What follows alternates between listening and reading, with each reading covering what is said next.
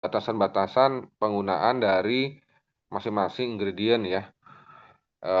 Ya itu tadi kita tidak bisa mengklaim itu sama dengan kosmetik di manusia ya, karena kita lihat anatomi fisiologinya kan beda ya. Jadi teman-teman disclaimer itu tidak bisa kita samakan ya antara di hewan dengan di manusia ya untuk batasannya ya. Karena kan kita bicara anatomi fisiologinya juga kan berbeda gitu ya. Nanti untuk referensinya saya coba search. Kalau ada nanti saya search ke akunnya temenan. Terima kasih Mbak Ufa. Silakan Kang Lodo kalau ada tambahan Kang. Sudah cukup. Ya, mungkin ini tadi katanya maksudnya itu membantu kelarutan. Oh, jadi itu apa? Kosolven mungkin ya, solven dan kosolven bukan ini ya. Nah, memang itu yang biasanya gitu etanol ya atau misalnya bisa diganti kosolven yang lain itu mungkin lebih membantu ya. Kalau misalnya tadi kan batasannya Pak Bayu nggak besar ya si etanol itu. 1 sampai 2% Kang.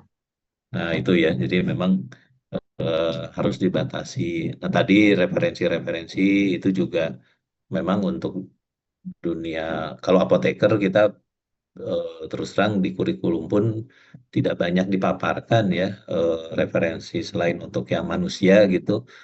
Nah, jadi memang harus memperbanyak juga mencari referensi yang untuk hewan ya, baik obat maupun untuk kosmetik. Tep- Ya, tapi untuk tadi itu dasarnya karena memang hewan itu berbeda lah ya. Untuk lebih cepat. Nah, kalau kalau yang ada pertanyaan yang saya atau masih Pak Bayu dulu, Bau. Eh, yang selanjutnya ini tentang oh, KBLI usaha di OSS yang berbeda, apakah bisa Fasber dengan kosmetik manusia? Nah, itu Pak Bayu gimana kemarin hasil Ya. dari ininya? Ya, terima kasih. Jadi kemarin itu terkait dengan Fasber. Jadi intinya kan begini teman-teman ya. Kalau kita bicara di manusia, aturannya kan sudah jelas ya. Itu ada di Kemenkes ya dan Badan POM lah terkait dengan obat dan kosmetik gitu kan. Nah, kemudian terkait dengan obat hewan ini kan ranahnya ada di Kementerian Pertanian ya, di Direktorat Peternakan dan Kesehatan Hewan gitu kan. Kalau Dirjen PKH-nya. Jadi intinya ini kalau Fasber sepertinya nggak bisa gitu. Jadi kalau dalam satu lokasi ada obat hewan, ada obat manusia, sepertinya tidak bisa gitu kan. Karena memang dari aturan kementeriannya juga berbeda ya. Ranahnya ranah Kementan kalau di obat hewan dan kalau untuk di obat manusia kan di Kemenkes dan Badan POM. Kemudian di obat hewan itu ada BPMSO. Jadi kayaknya kalau Fasber sepertinya tidak bisa ya. Nanti coba saya tanyakan lagi. Sorry. Tapi sepertinya tidak bisa sepertinya ya. Tapi kalau misalnya nggak tahu ya. Paspor itu kan intinya kan dia penggunaannya tuh bersama dalam satu tempat kan gitu kan seperti misalnya di obat manusia ada obat OT-nya, ada kosmetiknya itu kan masih oke gitu kan. Tapi kalau sudah nyebrang ke obat hewan nih kayaknya sepertinya tidak bisa gitu. Karena dari aturannya juga takut ada silang itu kan. Walaupun kita tahu ya di lapangan kan kalau obat manusia banyak juga digunakan ke obat hewan ya. Nanti coba saya lebih lebih inikan lagi ya, lebih pastikan lagi. Begitu kira-kira. Baik, eh, lanjut ke pertanyaan yang berikutnya, yaitu ada dari Kak Florencia Flori Agusta. Katanya, Pak, izin bertanya, kenapa meski tea tree toksik, tapi masih banyak digunakan di pasaran? Apa ada essential oil alternatif atau pengganti untuk tea tree oil yang bisa Bapak sarankan, yang ada data pendukungnya? Apakah bisa diberi untuk data pendukung bahan-bahan yang berbahaya maupun tidak berbahaya untuk pet care ini, Pak? Atau ada saran kita bisa mencari di mana ya agar lebih akurat? Ya oke Mbak ya, kalau kita bicara tea tree oil ini sebenarnya itu tidak disarankan di hewan ya, hewan kesayangan kucing atau anjing ya. Karena di kucing atau anjing itu dia juga tidak memiliki enzim glucuronidasferase. Nah di tea tree oil ini kan ada senyawa terpen ya Mbak ya. Nah, senyawa terpen ini ternyata toksik untuk kucing dan anjing gitu. Jadi memang kita not suggest menggunakan tea tree oil ya. Dan tea tree oil itu kan baunya sangat menyengat sekali ya. Jadi kita menggunakan essential oil lain ya. Adalah guide-nya di EFSA itu ada itu ya. Penggunaan kucing anjing itu disarankan kalau di kucing itu hanya 0,9 ya per kilo ya. Kalau penggunaan di tea tree oil ya. Tapi kalau saran saya sih not suggest lah tea tree oil. Kita bisa ganti dengan essential oil seperti rosemary gitu kan dan sebagainya gitu ya. Nah, tea tree oil itu kan sebenarnya kalau di manusia kan lebih ke arah untuk anti akne ya. Itu kan bagus tuh kan. Kemudian antibakterialnya kan dia juga bagus gitu kan. Jadi kalau misalnya di hewan ya kita kita kita bisa ganti dengan lain ya. Kalau untuk tujuan misalnya fitrinya kita tujuan untuk anti eh, jamur misalnya ya, kita ganti dengan yang lain ya. Karena memang bau dari tea tree oil ini kalau dan juga ya tea tree oil ini tidak boleh misalnya kita menggunakan diffuser gitu kan.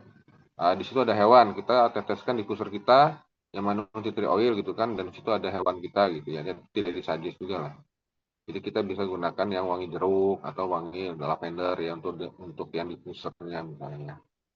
Jadi begitu ya, untuk tea tree oil kita tidak suggest untuk di pet animal ya, karena dia di situ ada senyawa terpen yang memang eh, sangat ya bisa menimbulkan toksik ya pada kucing karena kucing tidak ada gluconeotransferase enzimnya. Gitu Mbak. Oke, baik. Eh, lanjut, ini masih ada pertanyaan dari Kawayan Gita. Katanya, perkenalkan, saya Gita, mahasiswa FKH Udayana. Izin bertanya bahwa saya sudah membaca alkohol itu tidak dianjurkan dan mengapa demikian? Apakah menggunakan air tidak akan menyebabkan bulu hewan lembab, sukar kering, sehingga dapat memicu tumbuh ektoparasit? Ya, ya, ya. Kalau misalnya kita menggunakan base water ya, kan kita sedianya spray ya, bukan yang dimandikan ya. Ini kan tujuannya adalah spray, body mist spray yang memang tidak toksik ya. Nah, karena alkohol itu bisa menimbulkan toksis, karena multipurpose kan tujuannya ya. Kalau kita semprotkan di kulit, dia kulitnya tipis. Kalau di pencernaan kita semprotkan ke hidungnya kan nggak mungkin ya beracun gitu kan, karena dia tidak memiliki alkohol transferase enzimnya.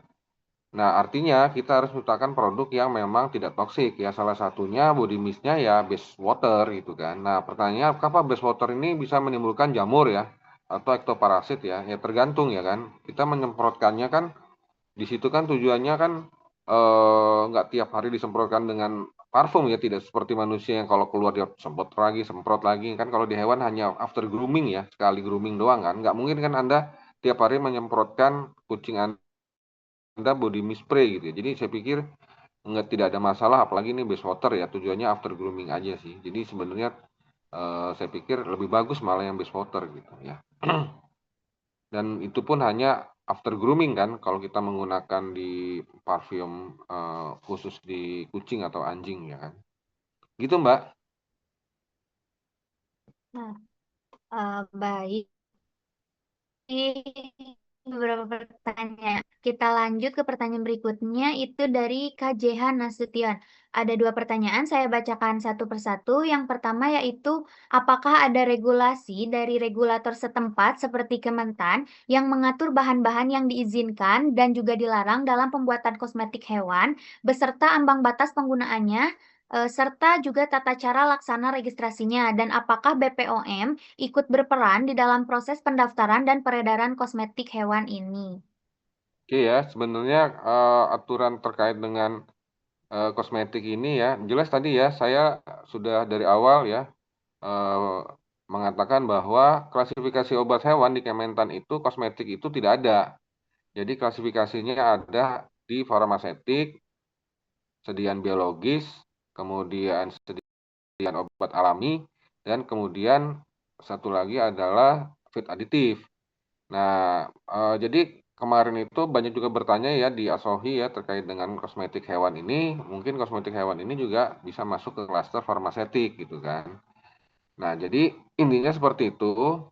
teman-teman. Kemudian aturan-aturannya terkait dengan batas-batas itu pasti ada ya, panduan-panduan terkait formulasi apa saja batas-batasan di dalam penggunaan bahan-bahan ya. Nanti bisa kita tanyakan ya ke regulatori terkait itu.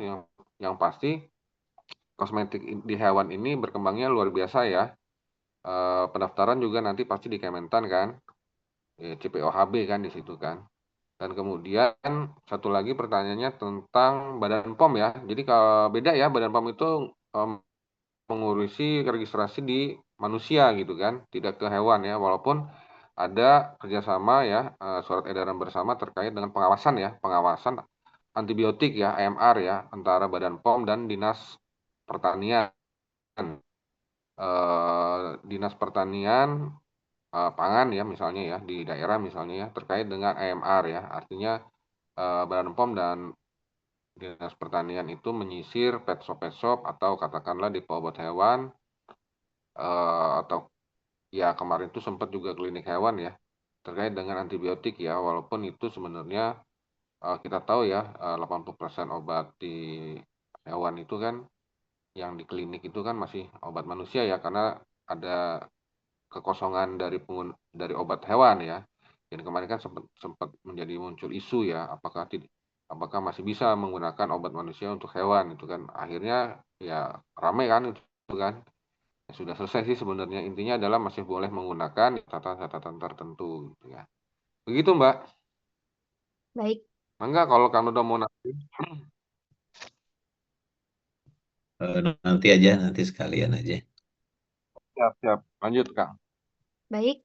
Di sini ada masih dari KJhan pertanyaan yang keduanya yaitu acuan untuk pengujian bahan baku dan produk jadi kosmetik, apakah harus comply ke kompendial seperti Farmakop Indonesia? Iya, iya, iya. Ini karena kita bicaranya kosmetik hewan ya, pasti kita bicaranya kompendia di form form farmakope obat hewan ya. Itu pasti kita akan mengacu ke situ ya. Pasti nanti dari regulator juga dari Direktorat PKH juga mengacunya kan. Nah, jadi intinya kalau di obat hewan itu kan ada panitia penilai obat hewan, kemudian ada komisi. Nah, nanti mereka lah yang menilai lampiran-lampiran terkait registrasi obat kan, obat hewan kan. Nah, jadi itu pasti kan ada acuan ya, lampiran-lampiran tersebut kan yang Bapak Ibu daftarkan kosmetik hewannya itu kan harus ada acuan-acuannya ya, itu pasti ada acuan-acuannya ya. Nanti itu diisi berdasarkan dari literatur ya kan, dari farmakope obat hewan atau dari Bishop tadi atau dari Plum ya terkait dengan penggunaan bahan ingredientnya ya, drug of veterinary formulary misalnya ya.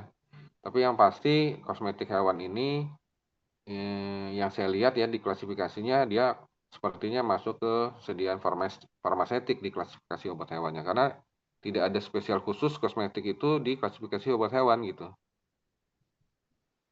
Nanti mungkin eh, bisa kita ini juga ya memberikan insight lah buat regulatori lah terkait dengan kosmetik hewan ini. Begitu Mbak. Baik, terima kasih untuk jawabannya. Kita lanjut ke pertanyaan berikutnya. Ini udah mulai masuk kepada uji stabilitas. Ada pertanyaan dari Kayanita, yaitu eh, bertanya, untuk produk skala UMKM uji stabilitasnya apa saja yang disarankan? Oh ya, terima kasih pertanyaannya ya. Jadi memang tadi sudah disampaikan prosedur uji stabilitas ya. Dan memang biasanya kita kan dilakukan di laboratorium ya, uji stabilitas. Kenapa? Karena kita butuh dan butuh climatic chamber ya. Kecuali kalau mau tadi real time ya, yang mau 18 bulan, 24 bulan, kita langsung aja di suhu ruang gitu 25 derajat. Tapi kan ya UMKM juga nggak mungkin ya nunggu sampai 18 bulan. Cara yang paling mudah itu melakukan pengujian di lab ya, misalnya di kita ada lab cost ya di Unpad. Ya tinggal itu aja apa minta data hasil datanya uji stabilitas untuk nanti notifikasi di BPOM. Bentar ini mah beda biasa ini. Nah, mungkin nanti ke apa ke regulator di obat hewan ya. Jadi sebetulnya nggak harus punya lab sendiri kalau di apa di kosmetik. Nah, tadi terkait dengan regulasinya kalau masuk farmaseutik berarti memang harus ya kalau kita kan ada CPKB ya biasanya itu cara pembuatan kosmetik yang baik ya pastinya juga di obat hewan apa di kosmetik hewan juga ada sehingga eh, regulasinya itu pastinya sama ya. Dia harus GMP, kemudian dia ada kompendial tadi yang ditanyakan itu, kemudian disitulah bisa dilakukan di apa istilahnya outsourcing atau harus insource gitu ya, harus di dalamnya sendiri. Kalau farmasetika yang saya tahu itu dia harus ada lab QC ya, quality control sendiri gitu. Makanya ini tadi yang disampaikan Pak Bayu memang perlu penegasan, kejelasan juga ya. eh, apakah uji stabilitas ini untuk UMKM bisa dilakukan di luar industrinya gitu. Tapi dari pengalaman, kalau di yang manusia ya, CPKB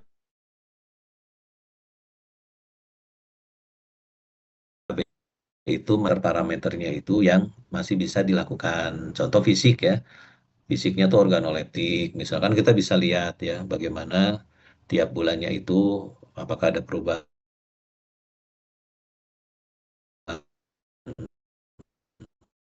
warna ya. Kita cek tiap pH, kalau kan hanya butuh pH meter kan juga pasti bisa. Sekarang ada pH meternya juga eh, ya kalau produk Cina itu sangat terjangkau ya. eh, Apakah ada perubahan pH dari pembuatan awal ya bulan 0 kemudian bulan 1 bulan 3 misalnya atau 1 2 3 dulu ya. Nah, sehingga nanti ongoing ya ada istilah bahwa ketika bulan 0 bulan 1 bulan 3 itu stabil, kita udah mulai tuh oh berarti produknya stabil gitu. Kita mulai nyusun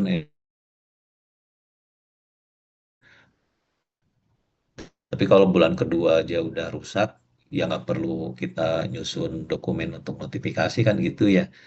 Jadi ongoing itu membantu juga kita industri itu lanjut atau tidak gitu si formula ini gitu ya. Supaya efisien si waktunya. Karena ya itu disabilitas itu cukup panjang ya. 6 bulan pun dipercepat itu panjang kalau menurut industri ya. Karena harus nunggu dulu gitu belum bisa jualan. Nah, kemudian pH dan viskositas ya, viskositas. Jadi mungkin 3 parameter itu juga sudah mewakili ya stabilitas.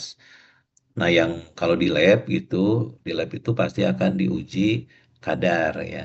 Nah, tapi kadar itu kan butuh spektro, butuh HPLC, butuh GC. Kalau UMKM kelihatannya mungkin ya kesulitan ya pengadaan instrumen-instrumen mahal tersebut gitu. Jadi kalau saya dengan tadi contoh di belakang itu bisa digunakan ya.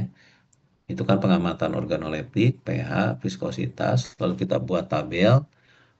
Nah, di bulan berapa kita kita nyatakan gitu masih stabil atau sudah tidak stabil. Tapi climatic chamber memang menurut saya harus ada ya. Karena tadi ini kita ingin dipercepat sehingga suhu dan eh, apa kelembaban itu ya menjadi faktor penting ya untuk kita buat lebih ekstrim gitu. Mungkin itu, Mbak Au. Nah, baik. Eh, Barusan pernah jadi kayak Nita ya. Sekarang kita mungkin lanjut ke Kak Giga. Eh, Tidak jauh berbeda, sebetulnya pertanyaannya itu bagaimana uji stabilitas mikrobiologi disimulasikan sesuai dengan kondisi aktual pada hewan. Oke, ya terima kasih. Jadi sebab itu atau juga ke apa efektivitas dari pengawet itu kan dia ini ya apa pertumbuhan gitu, pertumbuhan mikrobanya. Jadi artinya bukan di simulan tapi memang dia itu melihat jumlah pertumbuhan mikrobanya itu sudah melewati batas yang dipersyaratkan atau masih bisa ditolerir gitu. Kalau udah lewat, ya udah berarti sudah tidak stabil gitu kalau di mikrobiologi ya. Kalau tadi kadar misalnya pH, eh, viskositas itu masih bisa kita simulasikan dengan rumus tadi. Tapi kalau cemaran mikroba ya batasannya udah di situ gitu. Sama seperti tadi viskositas, viskositas kan ada batas. Tapi kalau viskositas kan lebar ya. Nah kalau tadi di 100 CFU atau 1000 CFU itu, ya itu batasannya sudah tidak bisa dilewat gitu. Jadi mungkin itu maksudnya kita koloninya, misal total koloninya kita hitung, kita plot ya. Tapi karena itu eksponensial kan, ya biasanya memang pertumbuhannya lebih cepat gitu dibanding tadi yang apa penurunan kadar atau degradasi kadar zat aktif ya. Jadi sama kalau menghitungnya kita plotting ya di grafik tadi, tapi ada batas yang memang itu tidak bisa dilewati gitu lah. Baik. Ini masih ada pertanyaan dari Kak Giga. Eh, Pertanyaannya yang kedua terkait perubahan parameter apa yang paling sering menjadi early sign of instability pada produk atau kosmetik HPH. Ya, Pertanyaannya itu memang dari pengalaman organoleptik ya yang bisa segera kita melihat dan itu nanti relate dengan pH gitu ya, relate dengan viskositas gitu. Eh, karena beberapa bahan, terutama yang tadi ya bahan alam itu memang dia rentan dari ketidakstabilan ya. Nah itu bisa terlihat dari perubahan warna gitu ya, kemudian perubahan fisik kalau misalnya dia ada terpisah ya. Kemudian juga perubahan-perubahan lain. Nah sebetulnya yang eksak untuk kita tetapkan ketidakstabilan itu di kadar gitu. Jadi kalau ditanyakan dari semua parameter itu ya, fisik, kimia dan mikro, ya sebetulnya kadar itu yang bisa secara pasti mengukur gitu. Nah kalau tadi kan organoleptik subjektif ya, eh, pH dampak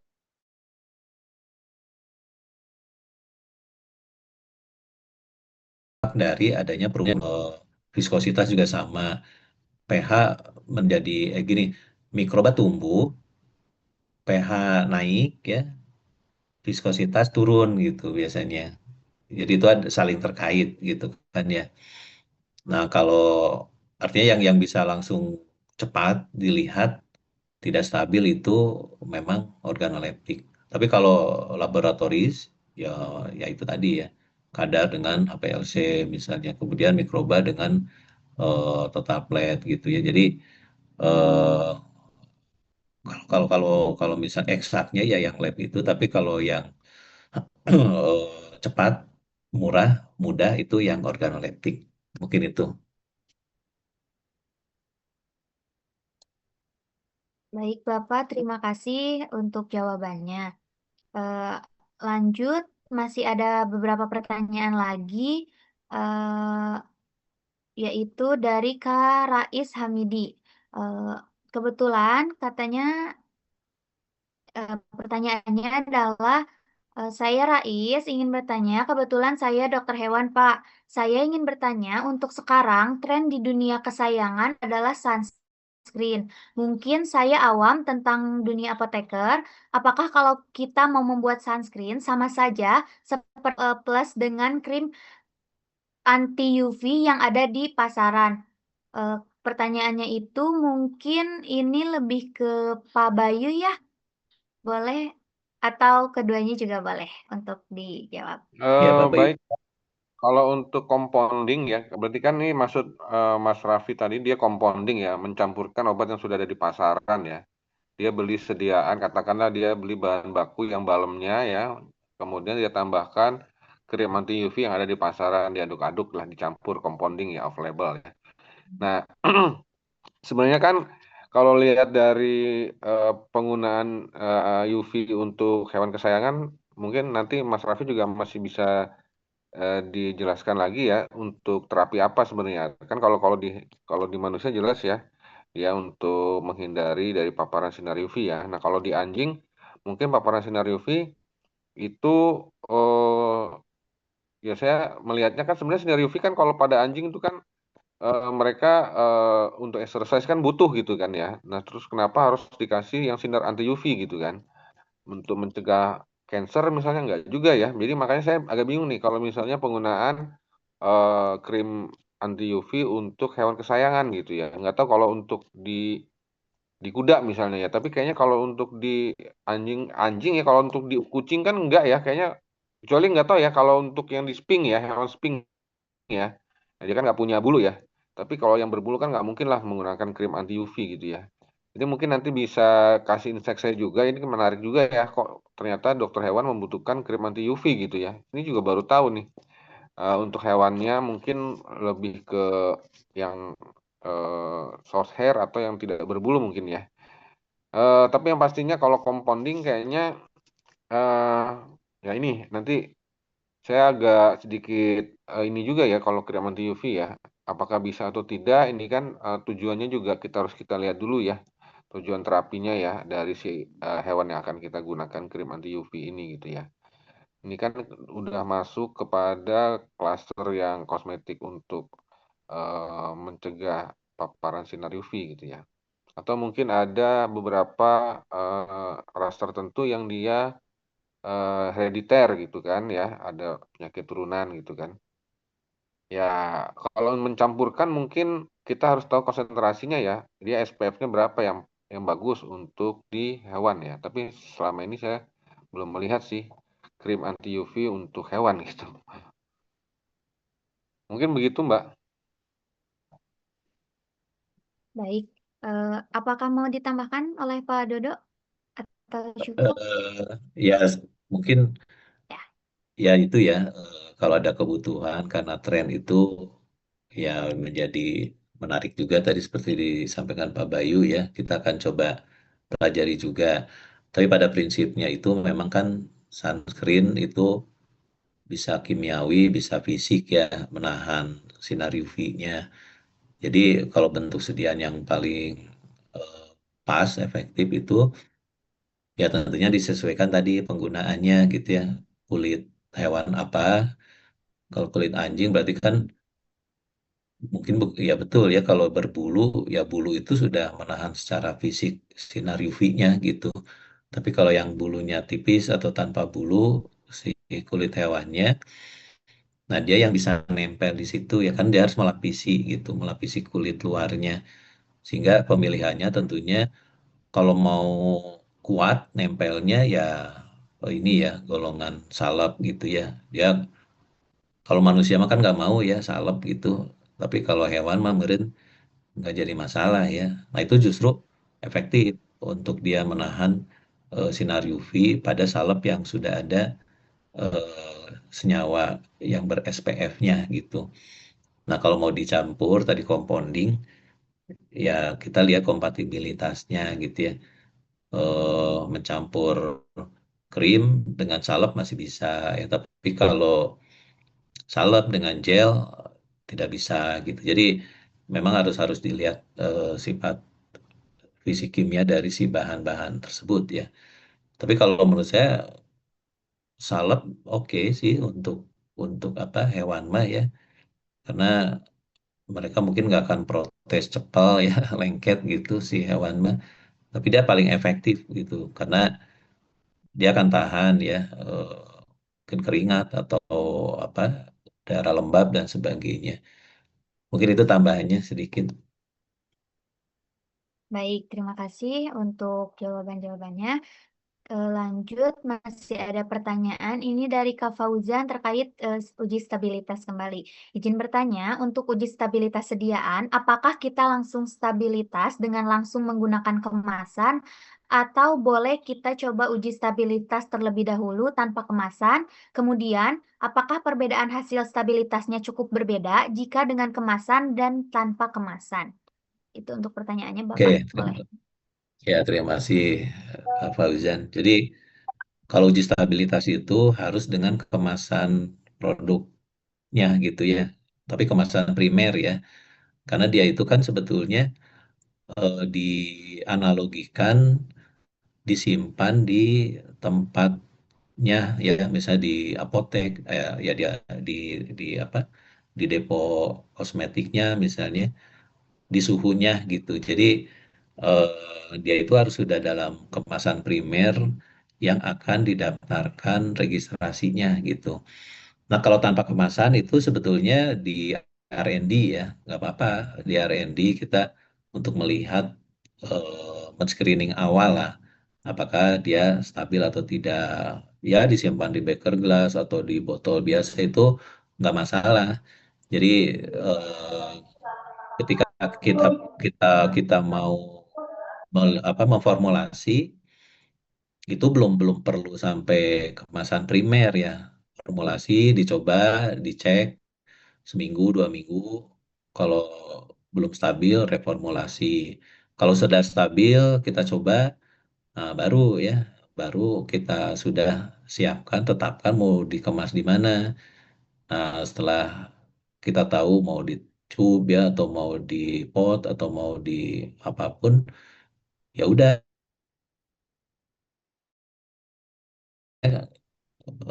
di seal gitu ya, atau di apa sebelumnya kan suka ada di induksi ini ya, tutup gitu.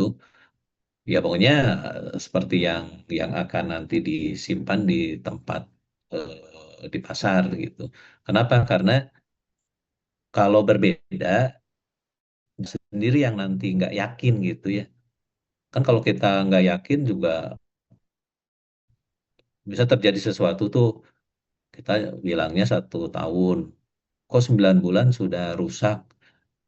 Ya kita jadi nggak yakin kenapa gitu ya. Nah kalau kita sesuaikan persis dengan yang disimpan di customer, kita bisa bertahan gitu. Kalau misalnya ditanya ya atau ada audit, loh kami ini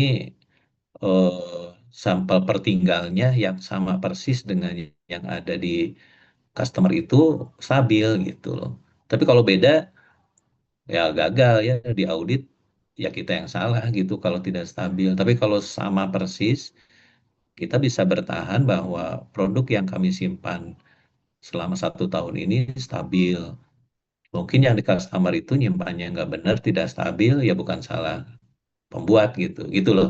Ya, jadi sebenarnya itu untuk kita sendiri ya. Kenapa harus disesuaikan persis dengan yang akan kita jual gitu.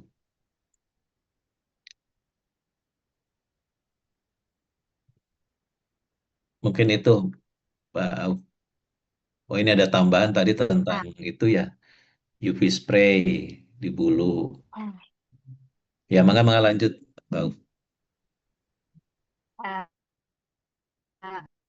baik, Alhamdulillah untuk pertanyaan sudah selesai, tapi karena masih ada waktu sebelum penutupan, mungkin bisa kita isi untuk sharing-sharing ya secara silang. Tadi kan ada yang menarik nih terkait sunscreen di hewan. Siapa tahu barangkali untuk Dokter Rais mau sharing terkait tren itu yang lagi trending katanya. Eh, Boleh dipersilahkan?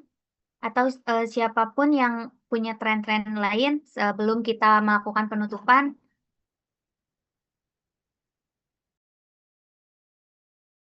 Silakan Dokter Ais.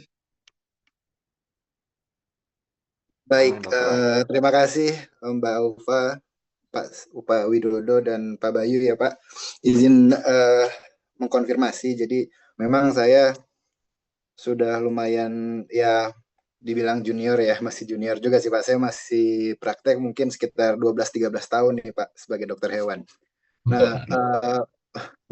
untuk saat ini Pak, memang saya nggak tahu ya, ini apakah ikutan tren dari manusia ya Pak, karena tren manusia pun hari ini juga UV protektan dan lain-lain lagi gencar-gencarnya. Hanya memang di beberapa kasus banyak, terutama senior dog atau kucing, anjing kucing yang sudah senior, itu banyak sekali apa namanya kesehatan kulit yang ternyata ini efeknya dari sinar matahari gitu. Iya. Terutama anjing ya, anjing yang di luar seperti Labrador, pokoknya anjing-anjing besar gitu yang sering ada di halaman atau di luar, ternyata di situ kita melihat banyak beberapa kasus cancer terutama atau saya bilang juga, dan juga ada beberapa penyakit kesembuhan kulit kok lama ya gitu. Ternyata setelah kita gali, oh ternyata beberapa anjing yang pasien kita tuh memang ini outdoor di luar gitu. Dan di situ akhirnya banyak penelitian juga di luar, mungkin memang pentingnya pemberian lotion SPF mungkin 30 ya, beberapa anjing memang rata-rata SPF 30 sih Pak yang digunakan. Dan juga memang sekarang yang saya bilang tadi saya sempat singgung di chat itu, ada beberapa anjing dan kucing yang pemiliknya tuh pengen memang dibotakin gitu Pak. Pengen gak ada bulu aja gitu, di model-model gak ada bulu Iya, gitu. iya.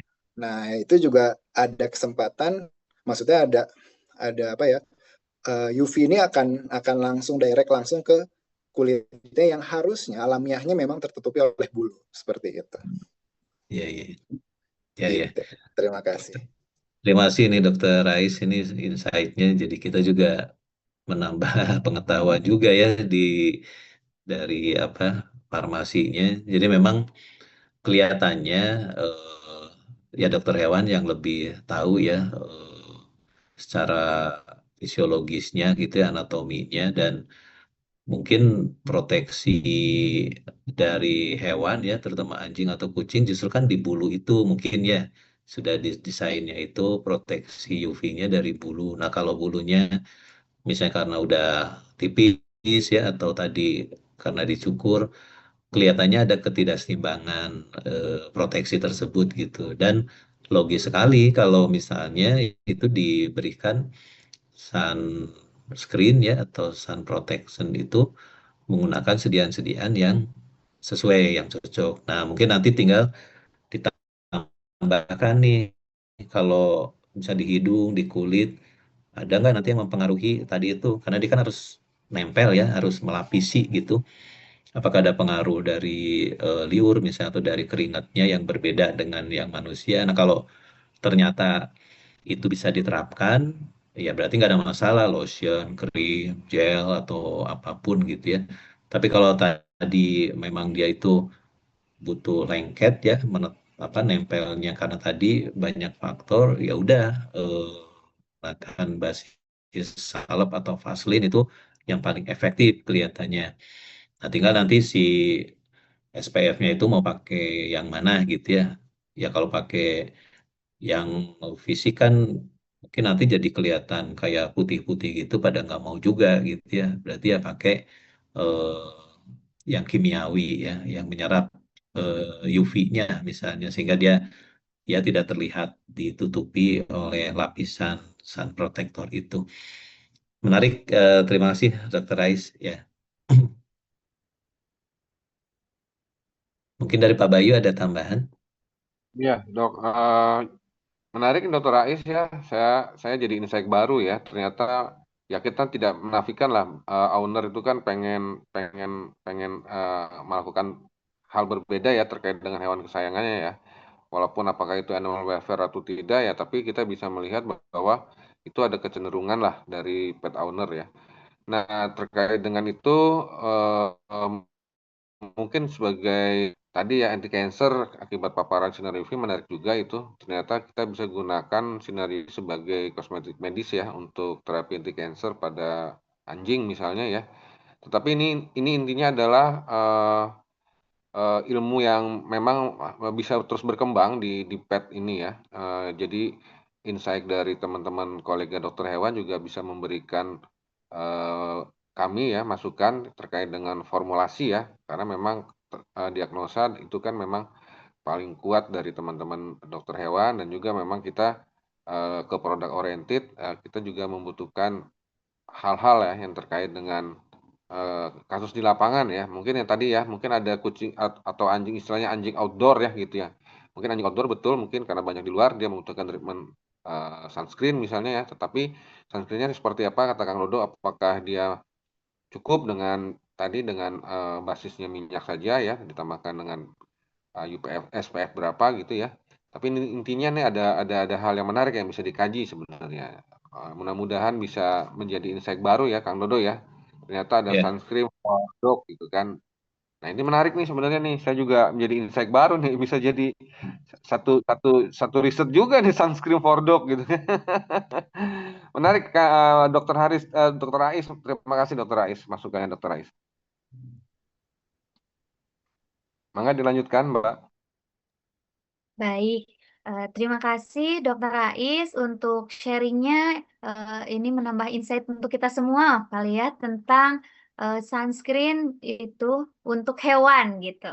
Nah, Alhamdulillah untuk semua pertanyaan-pertanyaan sudah dibacakan dan sudah terjawab. Saya ucapkan terima kasih yang sebesar-besarnya kepada para peserta yang Alhamdulillah sangat aktif di webinar pagi kali ini, dan juga tidak lupa terima kasih kepada narasumber Pak Bayu serta Pak Dodo atas jawaban-jawabannya yang semoga ini bisa menambah lebih-lebih wawasan kita terkait di Petcare ini ya. Sebelum ke penutupan, mungkin izin saya untuk mendokumentasikan terlebih dahulu webinar kali ini. Bisa diaktifkan saja kameranya untuk semua peserta.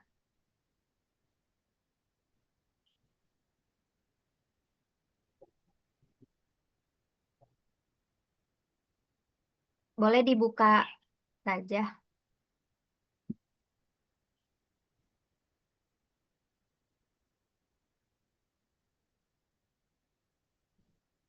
Oke. Bentar.